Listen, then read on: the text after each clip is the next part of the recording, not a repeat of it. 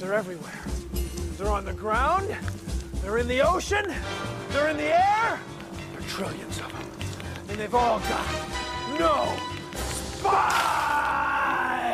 Bill Nye the Science Guy. Bill Nye the Science Guy. Bill Nye the Science Guy. Science rules. Bill Nye the Science Guy. Inertia is a property of matter. Bill Nye the Science Guy. T minus 7 seconds. Bill Nye the Science Guy. Brought to you by Tex Nematodes Roundworm Roundup, the Dude Ranch for blood-sucking invertebrates. When you think of an animal, you probably think of one with a backbone. A fish, a frog, a horse, or a human. But 90% of the animals on Earth don't have backbones. If the number of animals with backbones were this big, the number of animals without backbones would be this big. They have ways of moving and eating and thinking that are totally different from ours.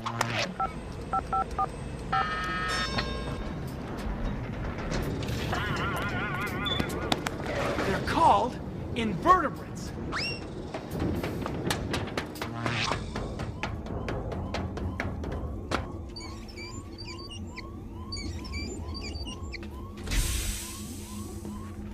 That means no vertebra, no backbone. Now, most of the animals in the world don't have a backbone. And without them, there wouldn't be any of us backboners around. Now, take a look at this. It's our Where You Fit In chart of science. It's a chart of all the animals in the world. Now, right now, you are here. You're a human. You have a backbone, along with a few other animals. But today, you're here with the invertebrates. Most of the animals that live in the sea, bugs and insects on the land, and the worms that crawl on the ground. They all have no backbone. Now, here's a classic. It's a squid. Actually, it's a rubber model of a squid. And it's an invertebrate. And it moves something like this.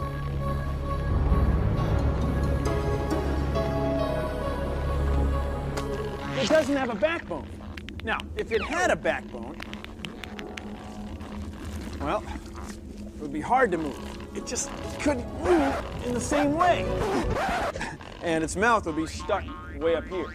There's no advantage to having a backbone. I mean, most of the animals on Earth don't have one. Without bones, though, it is hard for invertebrates to get very big. They get too spread out for how much they weigh, unless they live in the sea. Then the water supports them.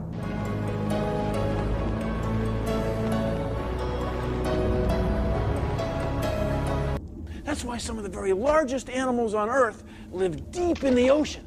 From high in the mountains to deep in the sea, invertebrates are everywhere.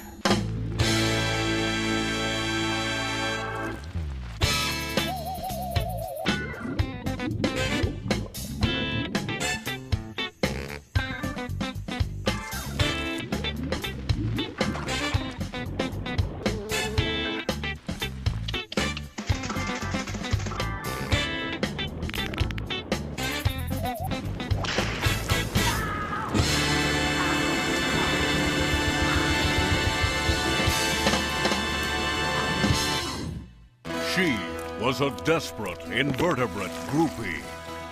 He was a spineless punk rocker. Together, they made rock and roll history. Squid and Nancy. A love story so moving, it will make your spine tingle. Boy, is he a loser. Hey, that's my cousin you're talking about. Yeah, right there. Oh, hi, I'm a vertebrate. That means I have a backbone. Animals without backbones are called invertebrates. Ow, sometimes I think they're better off without a backbone. Will you stop? This pond is teeming with invertebrates.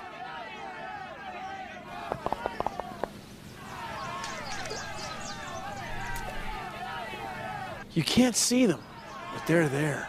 I know. Oh, yeah. I'll show you under the microscope. Let's put a drop of water here, and then turn it into position. Now we're looking for something moving. Oh, right there, right there. Do you see it? Do you see? Hi, this is a water flea, or Daphnia. And look, she's got eggs inside. Pretty soon there'll be lots more Daphnias. She's an invertebrate. And that's just in one tiny drop of pond water. Think of the zillions of invertebrates and the zillions of drops of pond water all over the world. There's way more invertebrates than there are of us. And that's a good thing. We need them.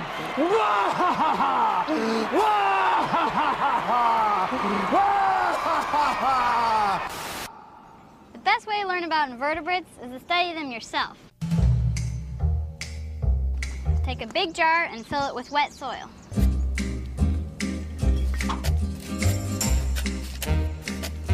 But the dirt shouldn't be too wet or packed too tight. Pour a little bit of brown sugar on the top so your worms have something to eat. Then wrap some black paper around the jar. You know, because worms like their privacy. Now you add about a dozen worms. Cute. You can collect earthworms outside after it rains, or you just dig up some dirt and find them squirming around.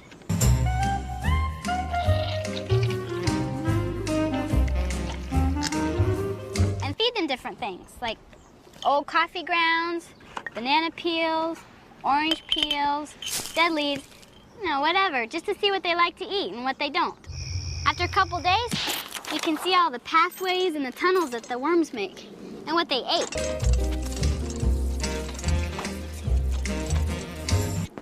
But you have to let them go back into the ground after a few weeks. You know, I mean, worms, they don't mind staying inside for a while, but they really dig squirming around in the ground outside.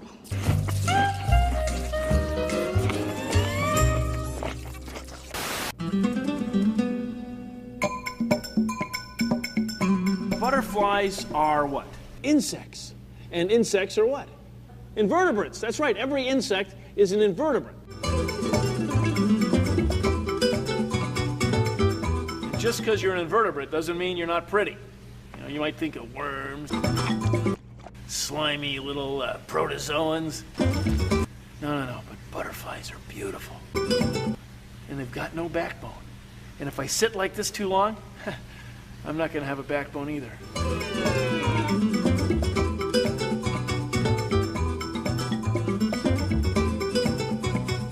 Pretty! I mean, invertebrates.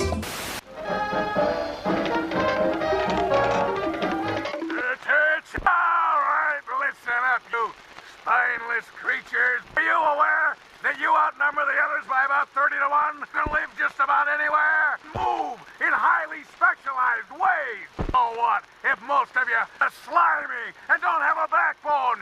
Invertebrates, you're supposed to be spineless. Now you there and you show them who rules the world. Sorry, little fella, I didn't see you down there.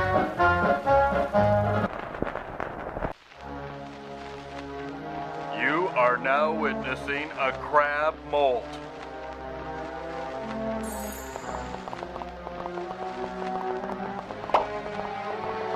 It is literally walking out of its own skin. Many invertebrates can do something that animals like us can't. If they lose an arm or a leg, they can grow a whole new one. Take a look at this.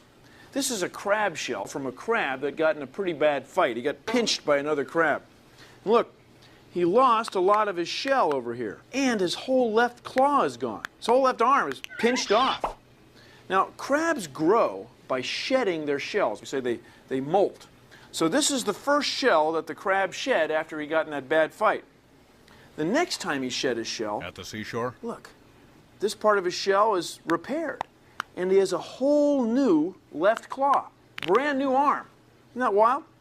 And then the time he shed his shell after that, his left claw is almost full-sized.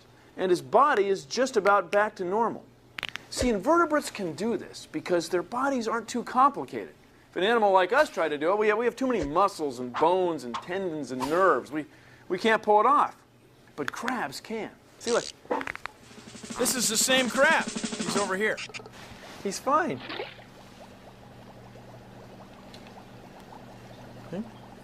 Strong swimmer. He's an invertebrate.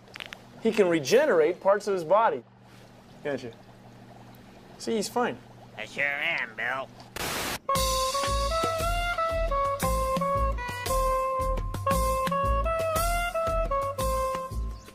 Alright, is there anything in there? Oh, weird. Got something? There's some caterpillars. Alright.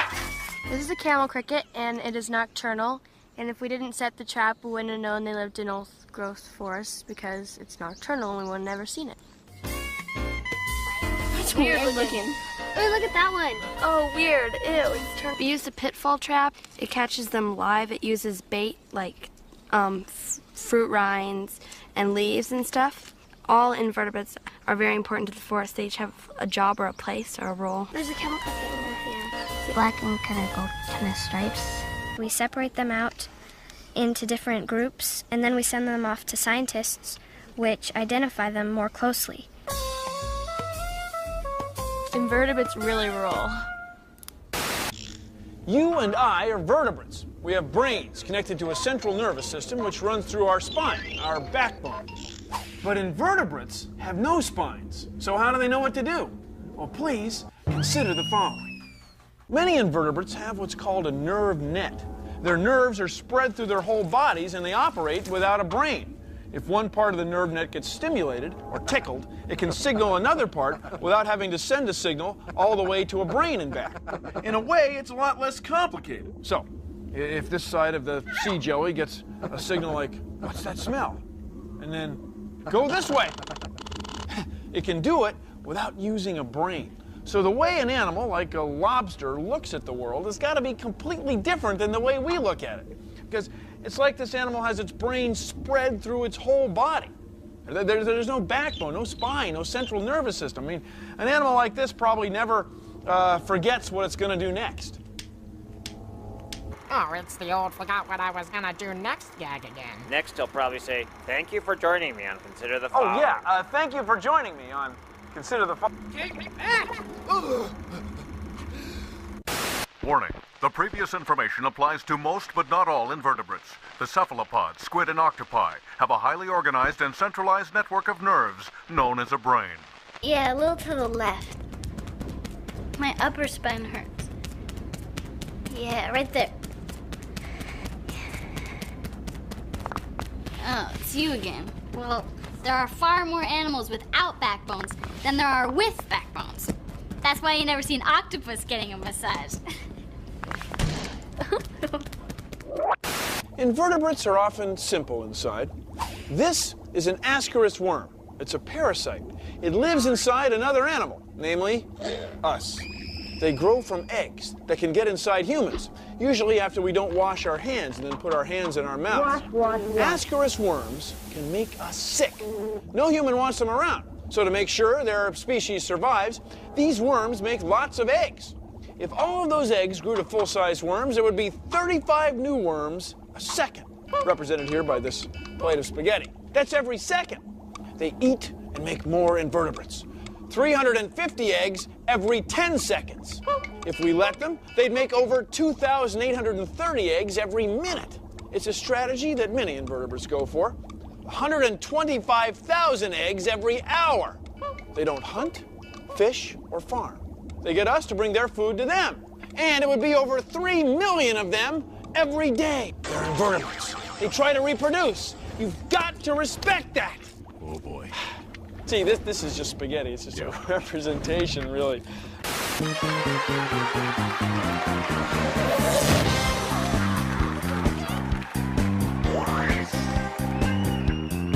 Welcome to Club Invertebrate, where we dance like we have no backbone. Woo! I'm Suzanne, and this is your DJ, Bill Nye the Science Guy. We're gonna start things out by taking it back, way back into time to the primordial ooze, where the invertebrates got their start a little club called the Shallow Sea. 7 invertebrates crawl. Some invertebrates wriggle. 7 invertebrates swim. Some invertebrates fly. 7 invertebrates just ooze. But they do it all without a backbone.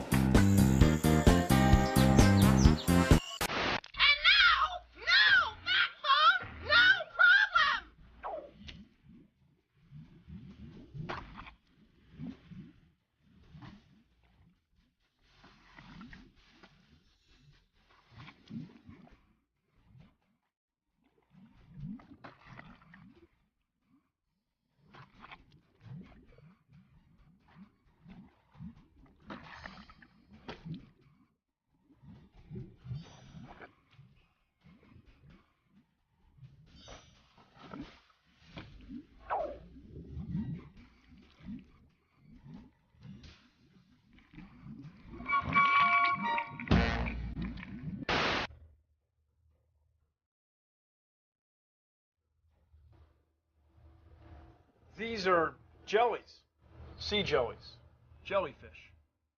Of course, they're not fish at all because they have no backbones. They're invertebrates.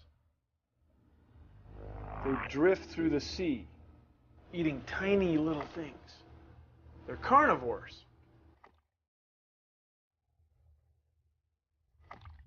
You might think that an animal like this would be easy to catch and eat. But they're not, because they've got tentacles with venom, stingers. So if you don't want to touch them, well, maybe you don't want to eat them. Sea jellies live everywhere in the sea. For them, no backbone, no problem.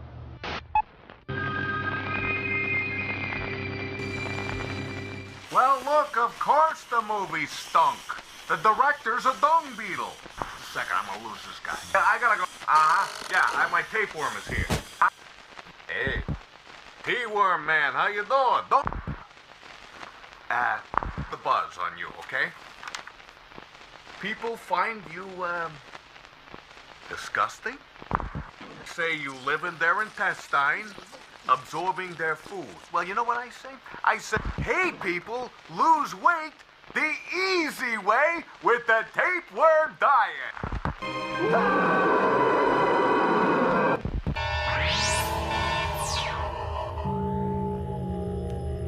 This is an octopus. She's an invertebrate. This is an octopus.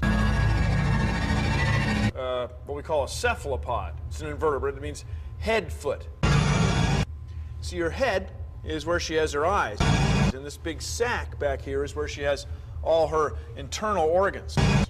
Then she uses her brain to control all these arms, which go all over the place.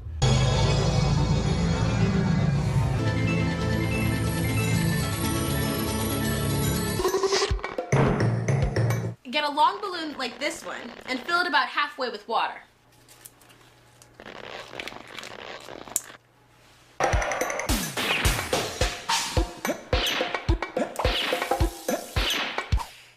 Now tie a knot in it.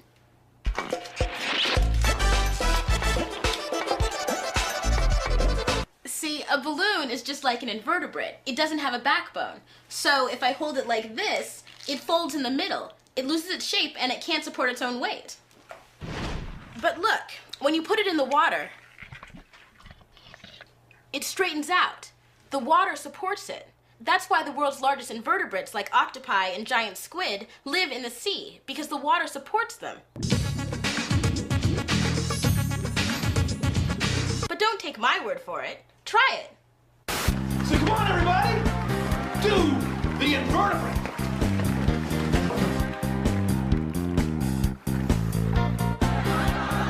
Just can't stop when I got no spine. You're so beautiful, my sweet.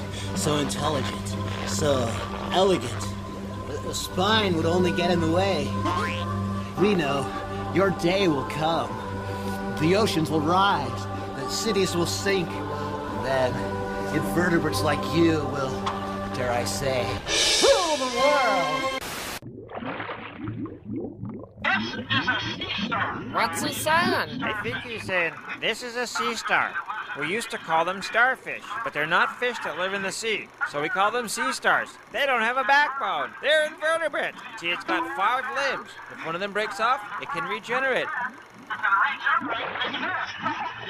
Aha!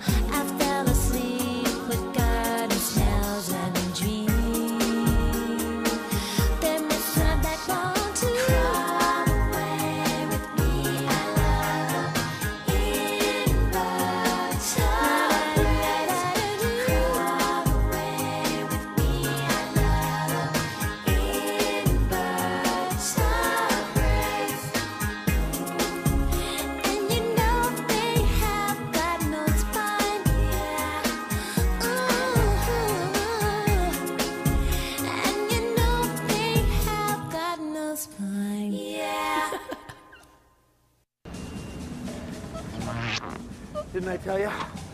Invertebrates are everywhere. That's our show. Thanks for watching. If you'll excuse me, I've got some exoskeleton compliance coefficients to calculate. See ya! Produced in association with the National Science Foundation. This is a hermit crab. It lives on the sea floor, eating things, eating all kinds of stuff. Maybe not the same kind of stuff that you and I would eat, but it's down there doing its job, eating away. Now, it's an invertebrate. There's a lot of invertebrates that do this kind of job, okay? There's a lot of invertebrates all over the world eating dead stuff. Stuff that you and I don't eat. I mean, I'm talking about dead leaves, dead trees, dead animals, dead stuff. See, without the invertebrates down there eating, well, then you and I would be buried alive, okay? We wouldn't be up to here. We wouldn't be up to our knees. No, we'd be up to here. We would disappear. There would be no more us, okay? There would be no humans without invertebrates. See, the invertebrates have been in the world a long time.